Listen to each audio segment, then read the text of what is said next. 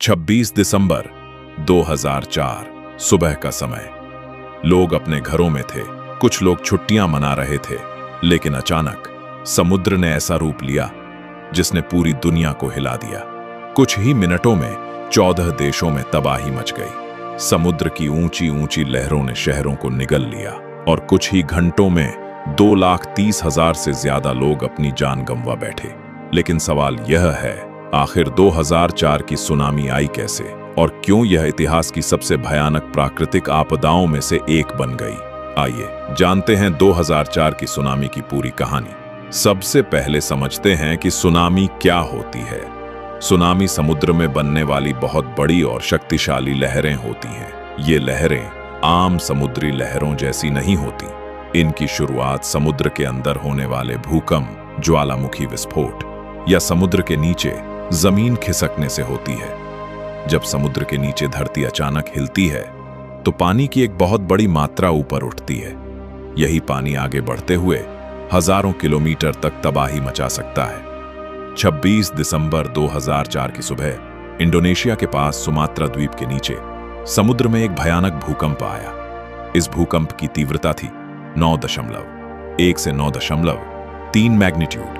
यह इतिहास के सबसे शक्तिशाली भूकंपों में से एक था।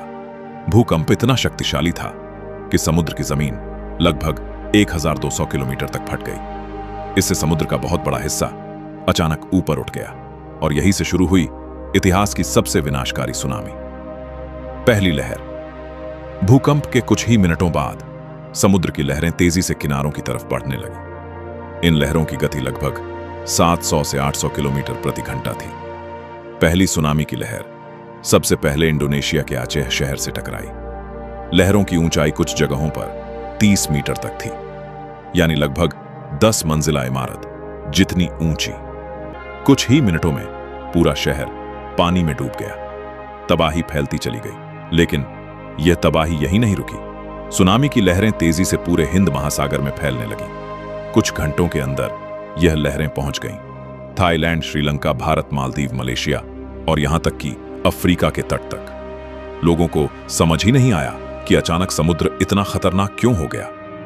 भारत में सुनामी ने सबसे ज्यादा तबाही मचाई। तमिलनाडु, अंडमान और निकोबार द्वीप, आंध्र प्रदेश, यहां हजारों घर तबाह हो गए। अंडमान और निकोबार में पूरा का पूरा गांव पानी में समा गया। भारत में लगभग 16,000 लोगों की मौत हुई। सबसे ज्यादा नुकसान इंडोनेशिया में हुआ। यहां लगभग 1,70,000 लोग मारे गए। पूरे गांव के गांव नक्शे से गायब हो गए। कई जगहों पर समुद्र कई किलोमीटर अंदर तक घुस गया। इतनी बड़ी तबाही का एक बड़ा कारण था सुनामी चेतावनी सिस्टम का ना होना। उस समय हिंद महासागर में कोई ऐसा सिस्टम नहीं था जो लोगों को पहले ही चेतावनी दे सके। अगर लोगों को कुछ मिनट पहले भी पता चल जाता तो शायद हजारों लोगों की जान बच सकती थी। इस त्रासदी के बाद दुनिया भर के देशों ने मदद भेजी। यह इतिहास की सबसे बड़ी राहत और बचाव कार्रवाई में से एक थी। लाखों लोगों को खाना, पानी और इलाज दिया गया और इसके बाद हिंद महासागर में सुनामी चेतावनी सिस्टम लगाया गया। 2004 की सुनामी ने पूरी दुनिया को यह सिखाया कि प्रकृति की ताकत के सामने इंसान कुछ नहीं कर सकता। कुछ ही घंटों में लाखों लोगों की जिंदगी बदल गई और यह त्रासदी आज भी इतिहास की सबसे भयानक प्राकृतिक आपदाओं में गिनी जाती है।